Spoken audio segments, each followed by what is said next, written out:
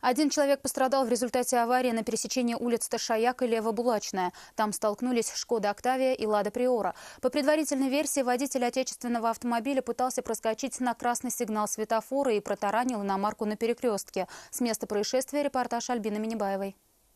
Ушибы только, да? Ну, ущерб уж не знаю, но машина новая. Ильнур, водитель автомобиля «Шкода Октавия», рассказал, что после аварии был в шоковом состоянии. Говорит, за себя не переживал, хоть и получил ушибы, волновался больше за свою машину. Купил ее совсем недавно. Она, отметила, была совершенно новая и поделился тем, как именно все произошло. Когда ехали все на зеленый цвет светофора, и меня сбоку, справа боку, прям, Протаранил. да, протаранил. Ехал со стороны улицы Профсоюзной по улице Ташаяк. Отечественный автомобиль в это время, говорит, двигался со стороны Кремлевской дамы в сторону улицы Левобулачная.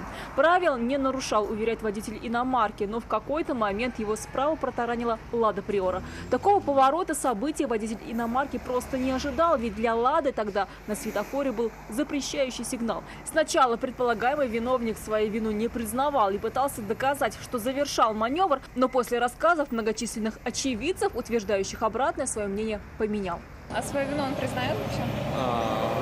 Да, он сказал, что сейчас признает, да, вину. Сейчас в произошедшем будут разбираться автоинспекторы. Страховая компания предполагаемого виновника должна покрыть расходы на ремонт иномарки. Альбина Минибаева, Нафиса Минязова, Константин Бушуев. Вызов 112.